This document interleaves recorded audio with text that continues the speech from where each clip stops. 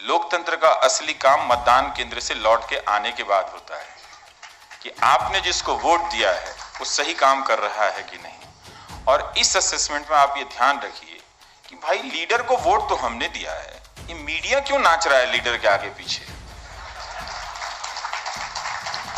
ये मोदी के जो समर्थक हैं वही परेशान है इस मीडिया से कि इसका क्या करें आप। सारे नौजवान जो मोदी जी को बढ़ चढ़कर वोट देते हैं वही परेशान है कि उनकी आवाज कोई नहीं दिखाता है।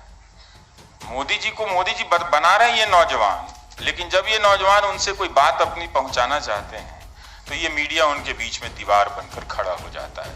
तो हिंदुस्तान का मीडिया, इस वक्त का जो मीडिया है, वो भारत के लोकतंत्र की हत्या करा रहे हैं। लेकिन मीडिया और उसके एडिटर, उसके मालिक ये बता रहे हैं कि ये देश का सौभाग्य है कि नरेंद्र मोदी प्रधानमंत्री हुए हैं हमारे। वो प्रधानमंत्री की तारीफ किसी और तरीके से भी कर सकते थे, लेकिन वो अवतार बता रहे हैं तारीफ करने के लिए। तो जब भी कोई नेता अवतार के रूप में बताया जाने लगे और जो बता रहा है, सबसे पहले आप उससे सतर्क हो जाइए, क्योंकि ये चैनल के मालिक इस तरह की भाषा बोल रहे हैं।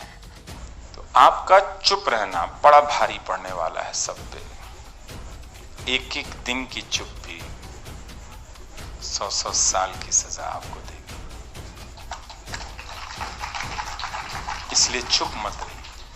ये जो दिन रात हिंदू मुसलमान चल रहा है, नफरत इसलिए फैलाया जा रहा है कि लोकतांत्रिक होने की जो तर्क शक्ति है, रैशनैलिटी है, वो खत्म हो जाए और आप जानवर में बदल जाएं।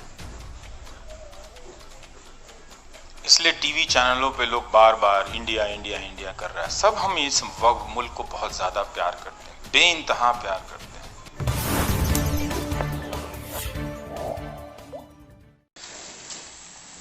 उच्च समाज के लोग चुप हो गए।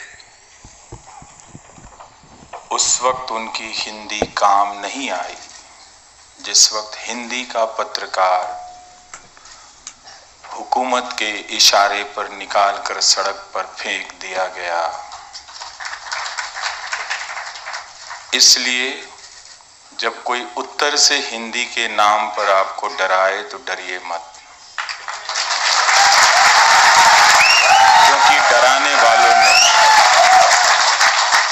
क्योंकि हिंदी के नाम पर बाकी हिंदुस्तान को डराने वालों ने हिंदी को बुज़दिल बना दिया है।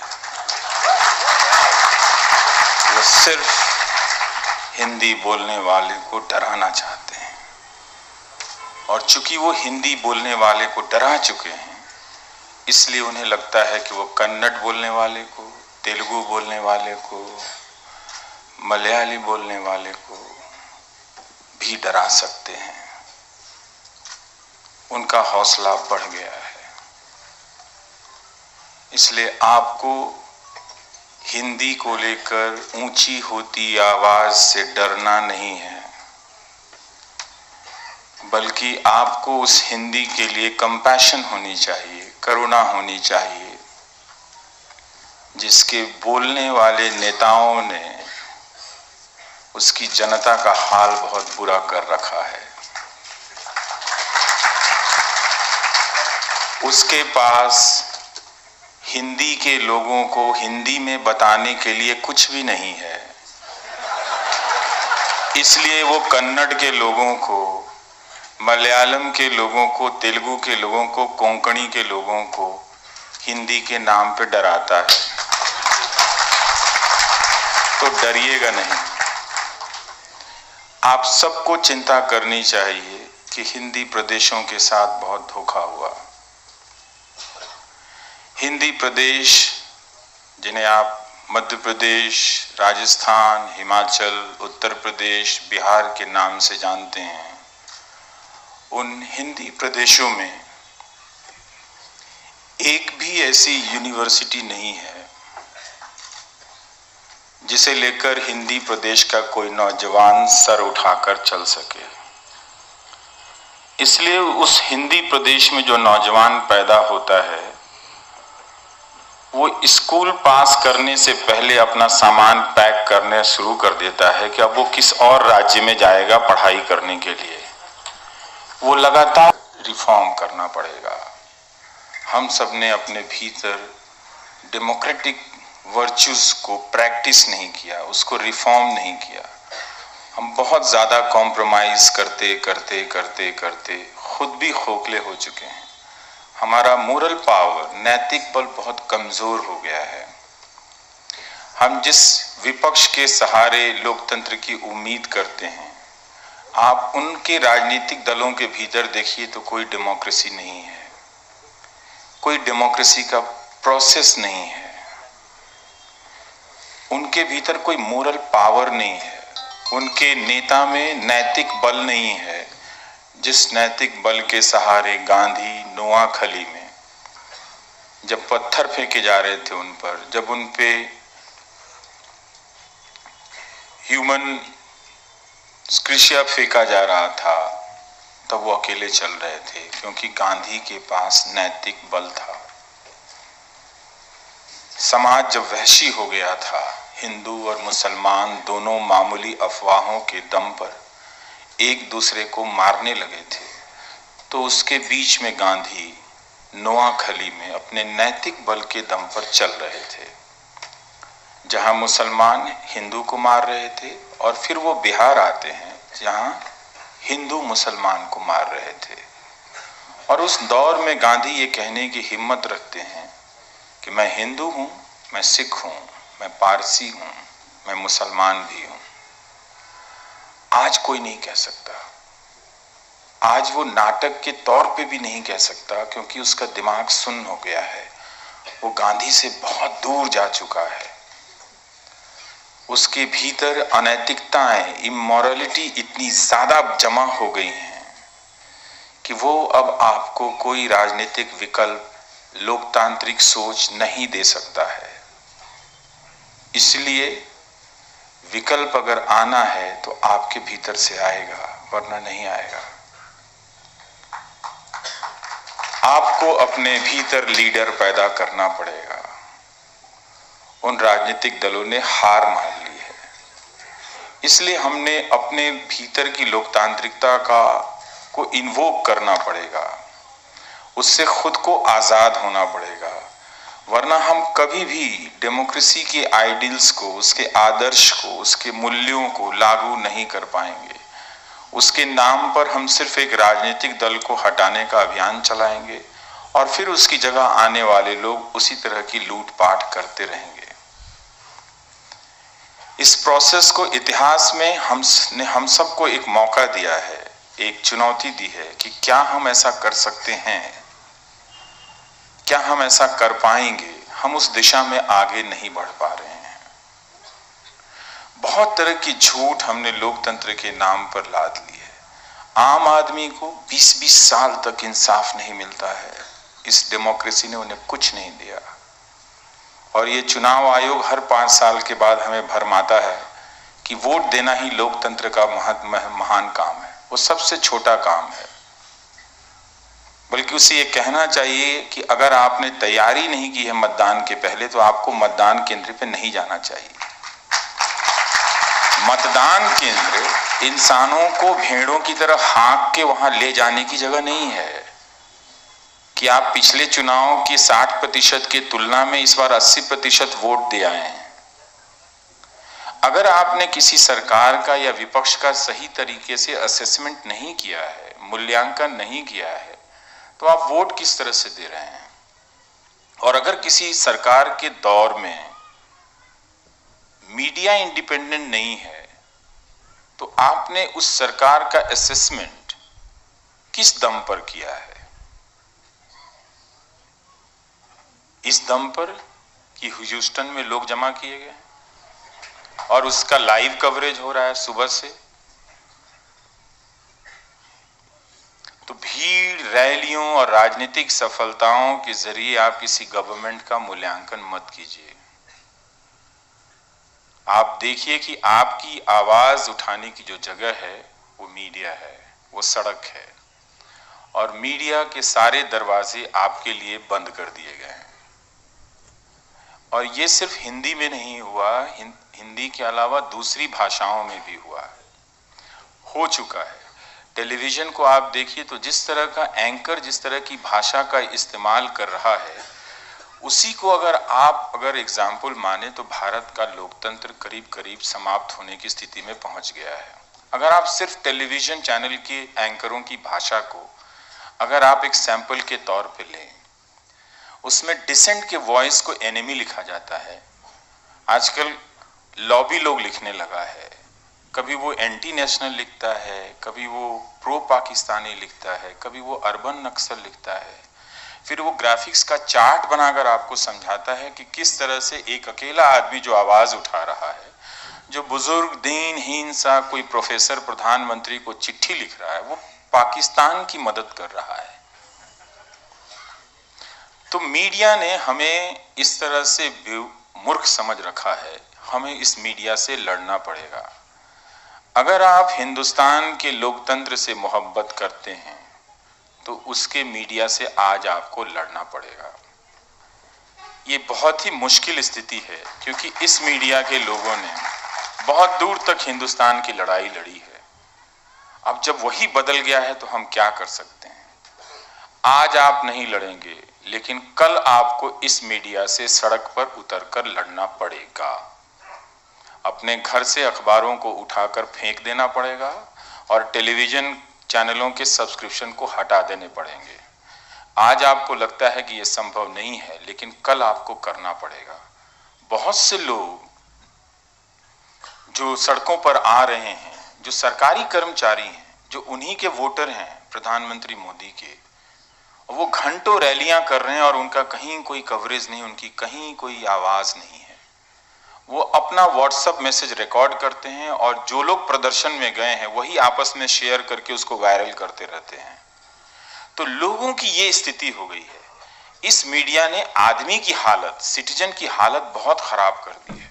ऐसा नहीं है कि लोगों ने आंख पर चश्मा डाल रखा है और वो गलत चीजों को नहीं देख रहे हैं। वो इसी वक्त में निकल रहे हैं।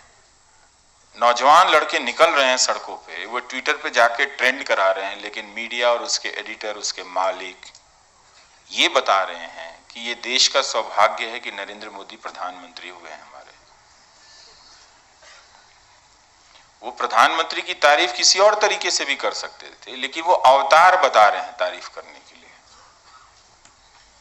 तो जब भी कोई नेता अवतार के रूप में बताया जाने लगे और जो बता रहा है, सबसे पहले आप उससे सतर्क हो जाइए, क्योंकि ये चैनल के मालिक इस तरह की भाषा बोल रहे हैं और बोलते चले जा रहे हैं। तो अगर हम एक नागरिक के रूप में सख्ती नहीं बरतेंगे, लोकतंत्र में एक चीज समझनी चाहिए कि जाकर वोटिंग देना और यूं फोटो खिंचाना, ये सबसे वल्गर फॉर्म है उसका। आपको पता है इस बात का? ये हमारे चैनल के भी लोग करते हैं। सेल्फी खिंचाइए वोटिंग फिंगर के साथ। हम एक जिम्मेदार का काम करने गए हैं, जिम्मेदारी का काम करने गए हैं, एक फैसला करने गए हैं कि कौन सरकार बनाएगा। आप कह रहे हैं कि बस यही है आज के दिन का महत्व कि फोटो खिंचाइए और एक सेल्फी लेके हमें भेज दीजिए, हम ट्विटर पे डालेंगे। ये चुनाव आयोग भी सिखा रहा है आपको। खैर, उनका मैंडेट दूसरा है, उनका मैंडेट है अरेंजमेंट करना। लेकिन आप इस भ्रम में मत रहिएगा कि 80% मतदान का हो जाना लोकतंत्र का हो जाना है। लोकतंत्र का असली काम मतदान केंद्र से लौट के आने के बाद होता है कि आपने जिसको वोट दिया है वो सही काम कर रहा है कि नहीं। और इस असेसमेंट में आप ये ध्यान रखिए कि भाई लीडर को वोट तो हमने दिया है, ये मीडिया क्यों नाच रहा है लीडर के आगे पीछे? ये मोदी के जो समर्थक हैं वही परेशान है इस मीडिया से कि इसका क्या करें। अब सारे नौजवान जो मोदी जी को बढ़ चढ़ कर वोट देते हैं वही परेशान है कि उनकी आवाज कोई नहीं दिखाता है। मोदी जी को मोदी जी बना रहे हैं ये नौजवान, लेकिन जब ये नौजवान उनसे कोई बात अपनी पहुंचाना चाहते हैं तो ये मीडिया उनके बीच में दीवार बनकर खड़ा हो जाता है। तो हिंदुस्तान का मीडिया, इस वक्त का जो मीडिया है, वो भारत के लोकतंत्र की हत्या कर रहा है। अब ये आप पर निर्भर करता है कि क्या आप रोज शाम को भारत के लोकतंत्र की हत्या होते देना चाहते हैं। इसका बड़ा भयानक असर पड़ रहा है समाज में। सूचनाओं को, इंफॉर्मेशन को गायब कर दिया गया है और बड़ी बड़ी बातें कर दी जा रही हैं। उन्होंने कहीं भाषण दे आए, कि कश्मीर के लोगों को गले लगा लेना है। भाई कहाँ जाएं गले लगाने के लिए? एक एमपी को जाना होता है तो सुप्रीम कोर्ट से वीजा ले रहा है, फिर सुप्रीम कोर्ट बता रहा है कि तुम जाओगे, जो 3 बार का चीफ मिनिस्टर रहे या 2 बार का, 1 बार का चीफ मिनिस्टर रहे हैं गुलाम नबी आजाद, भाई आप जाएंगे तो दाएं बाएं मत कीजिएगा, 4 लोग मिलेंगे तो रैली मत कीजिएगा, जाके चले आइए। तो मुझे तो समझ में नहीं आता कि कल को गुलाम नबी आजाद चले जाएं और 5000 लोगों को गले लगाने लगे तो पता चला कोर्ट ही जेल में बंद कर दे कि आप तो पॉलिटिकल काम कर रहे थे। उनको बोलना पड़ेगा जी प्रधानमंत्री जी ने कहा था कश्मीर के लोगों को गले लगाना है। तो जाने का कुछ है नहीं तो गले कहां लगाएंगे, किसको लगाएंगे गले? पहले कश्मीर के तो लोग आपस में गले लगा लें, अपने माँ बाप बच्चों से बात तो कर लें, वो तो है नहीं। फिर उन्होंने कहा हम 370 को लेके 370 जगह सभाएं करेंगे। अच्छी बात है, आप कीजिए। आप भुवनेश्वर में कर रहे हैं, पटना में कर रहे हैं, सोपोर में कर ही नहीं रहे हैं। आपने जब गले लगाने की बात कही तो सारे मंत्रियों को सबसे पहले कश्मीर के गांव-गांव में जाके गले लगाना चाहिए था ना लोगों को। तो भुवनेश्वर में क्या कर रहे हैं? वहां के तो आधे लोगों ने ट्रक पे कश्मीर के बारे में पढ़ के जाना होगा या वो गदर फिल्म देखी होगी। बिहार में क्या कर रहे हैं कश्मीर को लेके? इसलिए इरादा उनका वो है कि जो उत्तर भारत है, जिसे मैं व्यथित भारत कहता हूं, पीड़ित भारत कहता हूं, जिसको मैं हिंदी प्रदेश कहता हूं, उसके ऊपर इस तरह के मुद्दे लगातार थोपे जा रहे हैं ताकि हिंदी प्रदेश का नौजवान जो है या उसके माँ बाप जो हैं या उसका जो समाज है कभी उससे बाहर नहीं निकल सके। ये सब हिंदी प्रदेश की आकांक्षाओं को, एस्पिरेशंस को खत्म करने के लिए किया जा रहा है। अभी अक्टूबर से राम मंदिर का ड्रामा चलेगा, टीवी पे शुरू हो चुका है, रोज टीवी पे उसको लेके डिबेट होता रहता है, रोज चल रहा है डिबेट। तो क्या फैसला किया है मीडिया ने? क्या वो तब तक कोशिश करेगा कि हिंदू और मुसलमान दोनों आमने सामने खड़े हो जाएं? जला देना चाहता है इस देश को और आप जल जाना चाहते हैं। इसलिए ये सारा कुछ हिंदी प्रदेश के लिए किया गया, समझिए इस बात को। वरना 370 को लेकर अगर सभा करनी थी तो सबसे पहले श्रीनगर में करते, किश्तवाड़ में जाके कर लेते, बाबा अमरनाथ के साये में कर लेते, वैष्णो देवी की माता वैष्णो देवी के साये में कर लेते, पर वहां नहीं कर रहे हैं। लेकिन आपको बता रहे हैं हमें कश्मीर के लोगों को गले लगाना है और कश्मीर को स्वर्ग बनाना है। आप कमाल है। आज आप स्वर्ग बना रहे हैं, कल कहेंगे हम राम भी बना देंगे, हम विष्णु भी बना देंगे, हम ब्रह्मा भी बना देंगे, स्वर्ग की रचना आप कर देंगे। आप कमाल है। तो ये यूपी बिहार को भी स्वर्ग बना दीजिए, कम से कम सेमी स्वर्ग बना दीजिए, इफ नॉट फुल स्वर्ग। Please make my UP and Bihar to a semi स्वर्ग। At least give us a nice 2-3 universities where we can read, where we can study, where our youths can flourish. वो UP Bihar को नरक बनाने के लिए कश्मीर को स्वर्ग बनाने का सपना यूपी बिहार में बांट रहे हैं। इसलिए वो 370 रैली की जगह में उत्तर भारत की जगह ज्यादा है, घाटी में नहीं है। मुझे नहीं मालूम वहां कौन जाने वाला है, लेकिन पटना में राजनाथ सिंह जी क्या कर रहे हैं? कहीं भी जा सकते हैं, मेरे गांव भी जा सकते हैं रैली करने के लिए। लेकिन आप 370 क्यों हटाए हैं? जिनके लिए हटाए हैं उनको तो जाके बताइए। वो आप नहीं कर रहे हैं। तो इसलिए इस चुप्पी को आप समझिए। एक पार्टी का अध्यक्ष बोल रहा है कि जादवपुर यूनिवर्सिटी है, वहां पर हम बालाकोट जैसी स्ट्राइक करेंगे। यही बात हिंदी प्रदेश के नौजवानों को समझानी है कि तुम्हारी यूनिवर्सिटी को कितनी आसानी से पाकिस्तान कह दिया जाता है। क्या मजाक है? अमीर लोगों ने तो अपने बच्चे अमेरिका के यूनिवर्सिटीज में भेज दिए, तुम्हारे लिए तो कोई यूनिवर्सिटी नहीं बची है। दिलीप घोष का बयान छपा है कि वो जाधवपुर यूनिवर्सिटी में वो बालाकोट जैसा स्ट्राइक कर देंगे। जिस देश में यूनिवर्सिटी को लेकर इस तरह की बातें कही जा रही हैं, वो देश कभी स्वर्ग नहीं हो सकता है। आप कश्मीर की चिंता छोड़ दो। कश्मीर जो स्वर्ग हुआ है, जिसे स्वर्ग कहा जाता था, वो इसलिए कहा जाता था कि प्रकृति ने उसे खूबसूरती बरती है। आप पहाड़ नहीं पैदा कर सकते, आप दिलों को जोड़ लीजिए। ये काम कर सकते हैं तो करके दिखा दीजिए। हमारी शुभकामनाएं आपके साथ हैं, पर दाएं बाएं भटकाने वाली बातें मत कीजिए। और इतना डरा हुआ कमजोर हिंदी प्रदेशों के जो लोग हैं, उनकी क्या हालत हो गई है। मुझे बहुत दुख होता है उनके लिए। उनके बच्चों को एक अच्छा स्कूल नहीं मिला, एक अच्छा कॉलेज नहीं मिला, फिर भाग के बैंक से लोन लेके वो प्राइवेट इंजीनियरिंग कॉलेज में जाते हैं। जब पढ़ के आते हैं तो 5,000 की नौकरी मिलती है। फिर कोई सरकार समर्थक उद्योगपति उनको लेक्चर देता है कि ये सब 90% of engineers are not employable.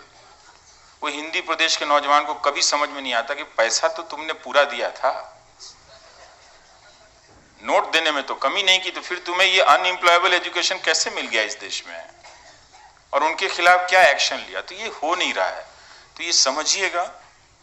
मैं धीरे धीरे इसलिए बोल रहा था कि मैं माफी चाहता हूँ, मुझे अंग्रेजी नहीं आती है। मनीला में मेरे दोस्तों ने, मेरी वाइफ ने उसको ट्रांसलेट कर दिया था, इसलिए रिहर्स करके पढ़ दिया था। पर बट माय मदर टंग, मेरी मातृभाषा जो है वो भोजपुरी है, हिंदी नहीं है।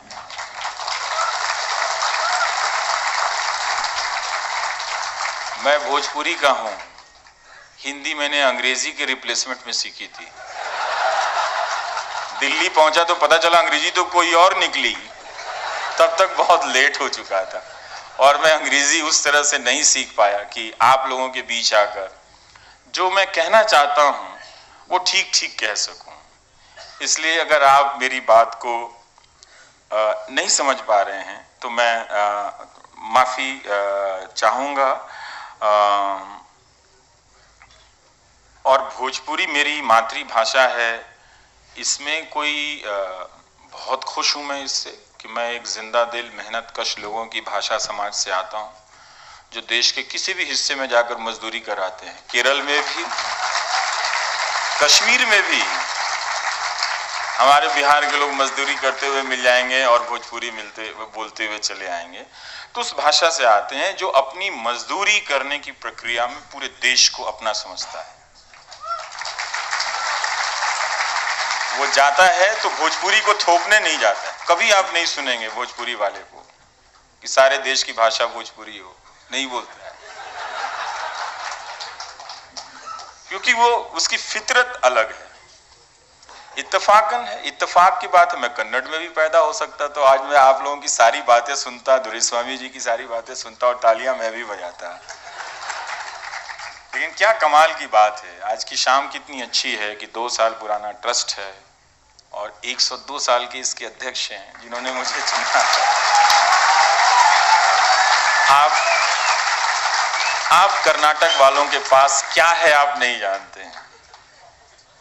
102 साल के बुजुर्ग आपके बीच, दादाजी सबके मौजूद हैं, आप में जान डालने के लिए, आप में उम्मीद पैदा करने के लिए, जिन्होंने गांधी को देखा है। क्या चीज है आपके पास आप नहीं जानते। मैं तो आज धन्य हो गया आपको देखकर। मैं थोड़ा भाषा पे बोलना चाहता हूं। तो जैसा कि मैंने बताया कि ठीक ठीक तरीके से मुझे भारत की 2 भाषा आती है, एक भोजपुरी, हिंदी, और काम चलाऊ उर्दू, और अंग्रेजी चूंकि मैं पढ़ लेता हूँ, उसमें कोई दिक्कत नहीं होती है। तो स्कूल के दिनों में, और इस पॉलिटिक्स को आप समझिए कि भाषा से कैसे रिश्ता बनता है। हम जब, और ये आपके साथ भी होता होगा, कन्नड़ वालों के साथ भी होता होगा, तमिल वालों के साथ होता होगा, कि अंग्रेजी हमारा क्या कर डालती है।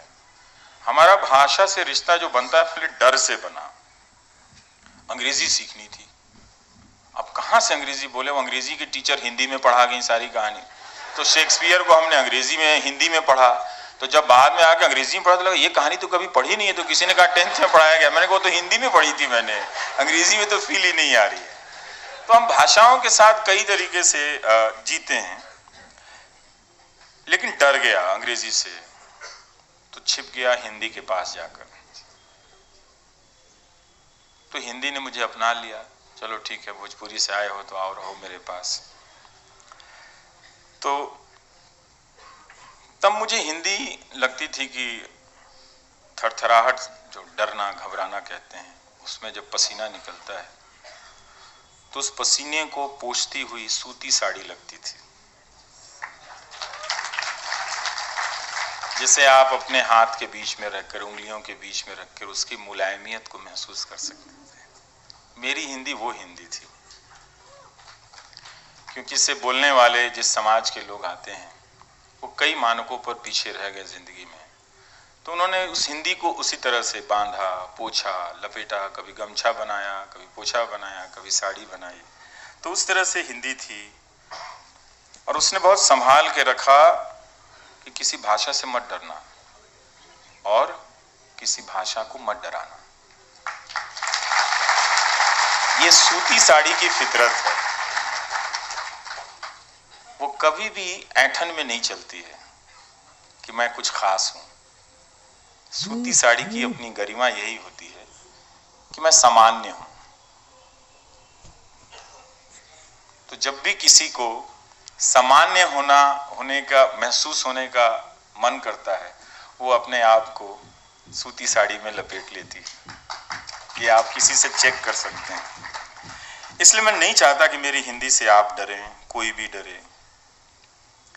मैं हमेशा चाहता हूं कि उसे आप जब भी छुएं लगे कि वो आपकी हिंदी है और वो आपके पास आई है, आपसे बात करना चाहती है। जिस तरह से आपने हमारे महान कवियों को, उमापति जी ने दुष्यंत कुमार जी को, कुंवर नारायण जी को आपने कन्नड़ा में सुनाया। यही भाषाओं का संवाद होता है, यही रिलेशन होता है। वो मंच पे चढ़ के बोलने का, एक राष्ट्र एक भाषा, हर चीज एक एक एक एक एक, लगता है एक के बाद अब 2 नंबर का हिसाब ही इस देश से गायब हो जाएगा। ना 3 बचेंगे, ना 4 बचेंगे, ना 5 बचेंगे, ना 6 बचेंगे, ना 7 बचेंगे, ना 8 बचेंगे, ना 9 बचेंगे, ना 0 बचेगा, एक रहेगा सिर्फ, खाली एक। सब चीज में एक लिख दीजिए आप। तो वो एक पूरा प्लान है। तो आप देखिए कि वो हिंदी भी कैसी है, वो भोजपुरी की तरह ही है। कॉन्ट्रैक्ट पर काम करती हुई, कम पैसे पर जीती हुई, झुग्गियों में रहती हुई, बसों में धक्के खाती हुई, अंग्रेजी के नाम पर ठुकरा दी गई। इसलिए जब सरकारें हिंदी में काम करती हैं या बोलती हैं तो वो हिंदी पे एहसान नहीं करती हैं, और ना ही हिंदी के लिए कोई अपॉर्चुनिटी, अवसर बनाती हैं, बल्कि नेता हिंदी के नाम पर हिंदी के बीच अपने लिए मौके बनाता है।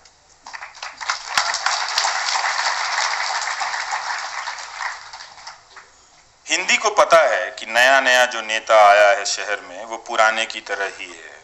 उसके कमरे के बाहर नेम प्लेट हिंदी में हो जाने से हिंदी सरकार नहीं हो जाती है, वो अभी भी गवर्नमेंट है, वन नेशन। आज भी हिंदी प्रदेशों के नौजवानों को हिंदी के नाम पर 2nd क्लास स्कूल मिले, कॉलेज मिले, उन्हें नॉलेज से दूर रखा गया, और हिंदी की जनता को हिंदी के नाम पर कुछ मिला नहीं। इस कारण करोड़ों की संख्या में हिंदी प्रदेश के नौजवान अपनी जिंदगी बचाने के लिए दूसरे राज्य भागे, दूसरे देश गए, मनीला तक पहुंच गए बिहार के लड़के, वहां मेडिकल करने के लिए। क्योंकि जब हिंदी के नाम पर बोलने वाली सरकारों के दफ्तर में वो जाते हैं तो उन्हें वहां हिंदी हंटर की तरह नजर आती है। कलेक्टर अपनी ऐठन में बैठा है, मंत्री अपने ऐठन में बैठा है, और जो आम लोग हैं हिंदी बोलने वाले, वो पटना की सड़कों पर, लखनऊ की सड़कों पर लाठियां खा रहे हैं। जाते हैं अपनी नौकरी मांगने के लिए तो उन्हें दुत्कार दिया जाता है, जैसे अंग्रेजी बोलने वाला साहब दुत्कारता था। इसलिए मैं कहता हूं कि मेरी हिंदी प्रधानमंत्री की हिंदी नहीं है और गृह मंत्री की भी हिंदी नहीं है। कुर्सी पर बैठते ही हिंदी अंग्रेजी की तरह बोलने लगती है। वो हमेशा प्रभाव, इन्फ्लुएंस ना होने की कुंठा से ग्रसित है। उसको कॉम्प्लेक्स है कि हिंदी का प्रभाव क्यों नहीं है, चारों तरफ है। लेकिन फिर भी वो अपने कॉम्प्लेक्स से कभी बाहर नहीं आ सका नेता, तो उसको लगता है कि हिंदी का प्रभाव होना चाहिए। मगर हिंदी का आम आदमी जो है वो हिंदी के प्रभाव से नहीं, वो हिंदी के प्रभाव से नहीं, हिंदी के अभाव से जूझ रहा है। तो हिंदी का अभाव क्या है?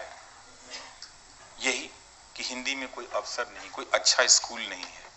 अब मैं कह दूंगा शिवराज सिंह चौहान जी को कि आपने अटल बिहारी वाजपेयी जी के नाम पे हिंदी यूनिवर्सिटी बनाई, उसकी हालत इतनी खराब क्यों है? बुरा मान जाएंगे, इंग्लिश बोलने लगेंगे फिर। तो मैं नहीं चाहता। भोपाल में पता कीजिएगा, मैं आ रहा हूं उस पे, थोड़ा सा मुझे, अब आप लोगों ने इतनी देर बैठा तो 5 मिनट और सुनिए। तो हिंदी का आम आदमी हिंदी के प्रभाव से नहीं, हिंदी में अभाव से जूझ रहा है। भाषा में नॉलेज का जो संसार है, ज्ञान का संसार का अभाव उसे और गरीब बना रहा है, वो गरीब हो गया है। हिंदी प्रदेश का नौजवान हिंदी से भागता फिर रहा है। हिंदी के नाम पर ललकारने वाले, आपको चैलेंज करने वाले नेता नहीं बताते हैं कि क्यों यूपीएससी में हिंदी भाषी छात्रों की संख्या कम होने लगी है। बेसिक सवाल पूछ दो तो हिंदी में टेलीविजन में हिंदी चैनल, हिंदी पे को लेकर जो डिबेट हो रहा है कल ही बंद हो जाएंगे। किसी ने नहीं पूछा कि बताओ फिर कि हिंदी बोलने वाले यूपीएससी में आईएएस बनने वालों की संख्या क्यों कम हो गई? नहीं बताएंगे, लेकिन दक्षिण को डराएंगे। और जब दक्षिण ने डरने से इनकार कर दिया तो सफाई देने लगे, नहीं नहीं आप कोई भी भाषा रख लीजिए। तो बोले ही क्यों पहले? आप नहीं बोलना था आपको। जब भाषा की बात समझ में नहीं आती तो नहीं बोलना था ना, जो बात आप समझ में आती है वही बात बोलिए फिर। तो हिंदी के नाम पर ललकार पैदा करे। जिन प्रदेशों में 15 साल तक राज करते रहे, मैं बीजेपी के लिए भी कह रहा हूं, कांग्रेस ने भी खराब किया पूरे उन इलाकों में एजुकेशन सिस्टम को, पब्लिक सिस्टम को, और बीजेपी ने जहां 15-15 साल राज किया वहां भी वो हिंदी के लिए क्या गुजर गए वो कुछ बता नहीं सकते हैं। वहां हिंदी कितनी बेहतर हुई और हिंदी के नाम पर खोली गई यूनिवर्सिटी क्यों 3rd क्लास? साउथ और पूरब, दक्षिण और पूरब को हिंदी के नाम पर धमकाने से अच्छा है कि सरकार बताए कि उसने हिंदी के लिए इन 5 सालों में क्या किया और अपने राज्यों में 15 सालों में क्या किया, जिससे हिंदी बोलने वाली जनता हिंदी में अपने आप को एक्सपेंड कर सके, विस्तार कर सके। तो वो ठगी जा रही है। तो हो सकता है कि आपके कन्नड़ में भी यही हाल हो कि शिमोगा में या और अन्य धारवाड़ में जो कॉलेजेस हैं, जो हॉस्पिटल्स हैं, उनकी स्थिति हिंदी की तरह ही खराब हो। तो हमें पहले सिस्टम की भाषा ठीक करनी है, फिर अपनी अपनी भाषा की लड़ाई लड़ेंगे। हम सब अपनी अपनी भाषा में डेमोक्रेसी, अपने एस्पिरेशन सब हार चुके हैं, हारे हुए लोग हैं।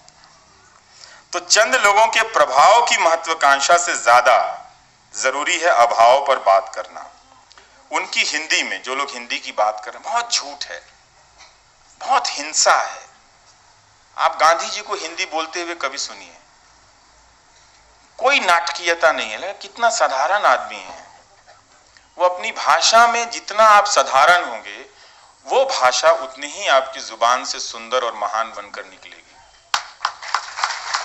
आप उस भाषा से अहंकार मत झाड़िए किसी को कम बताने के लिए भाषा का इस्तेमाल मत कीजिए, जो कई लोग अंग्रेजी का इस्तेमाल करते हैं। Howdy, how do you do Bengaluru.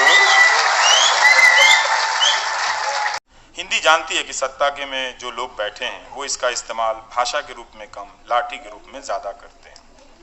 और जब से न्यूज चैनल सरकार की भाषा बोलने लगे हैं, उनकी हिंदी पर आप गौर कीजिए, धमका रहे हैं, झूठ बोल रहे हैं, चुनौती दे रहे हैं, हिंसा है। चैनलों की हिंदी जो है वो बहुत फ्यूडल हिंदी है, चाहे वो मेल बोल रहा हो हिंदी या फीमेल एंकर बोल रही हो, पर वो हिंदी नहीं है। वो बहुत ही एक्सक्लूड करने वाली भाषा है, हिंदी के ही समाज को अपने से दूर करने वाली भाषा है। आज ही पढ़ा डेक्कन हेरल्ड में कि बेंगलुरु के टैक्सी वाले वो 5 भाषाएं बोलते हैं। कमाल है कि वो तेलुगु, तमिल, अंग्रेजी, हिंदी, मलयालम, ये 5 भाषाएं यहाँ के बेंगलुरु के टैक्सी वाले बोलते हैं। भाषा के मामले में उन्होंने अपने भीतर कई भाषाओं को, वो एक इंसान के तौर पे कई भाषाओं की कड़ी बन गए हैं।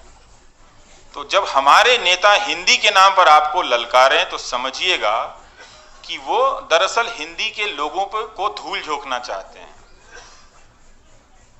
कायदे से तो उन्हें हिंदी प्रदेश के लोगों से बात करनी चाहिए थी कि बताओ तुम्हें हिंदी में क्या क्या चाहिए, वो तो दिया नहीं। 2014 में जब सरकार आई तो इसी तरह की नौटंकी संस्कृत को लेकर शुरू हुई, और जब संस्कृत को लेकर शुरू हुई तो अचानक डिबेट होने लगा कि भारत की प्राचीन भाषा का सम्मान गौरव। 2-4 मंत्री आए, वो लिखा हुआ संस्कृत पढ़ गए, किसी को आती भी थी 1-2-4 श्लोक लगा दिया, पूरे संस्कृत को 2 श्लोक में समेट के रख दिया। तो इन्होंने संस्कृत के नाम पे भावुकता पैदा कर संस्कृत के लिए भी कुछ नहीं किया। तो जब ये लोग संस्कृत को धोखा दे सकते हैं तो हिंदी को तो 300% धोखा देंगे। इसीलिए मैं कहता हूं कि ये हिंदी का सवाल दक्षिण पूरब और पश्चिम को जोड़ने का सवाल नहीं है। हिंदी का जो पूरा सवाल है वो हिंदी प्रदेशों की वास्तविकता का सवाल है। इसीलिए आप देखें कि संस्कृत को लेकर कुछ हुआ नहीं। हिंदी के नाम पर उनको वोट मिलता रहेगा, वो अलग बात है। तो इस भाषा को हमें समझना है कि हमारी जो भी हम भाषा बोलें उसमें लोकतांत्रिकता कितनी है, लोग कितने हैं, लोगों की बातें कितनी हैं, वो नहीं है।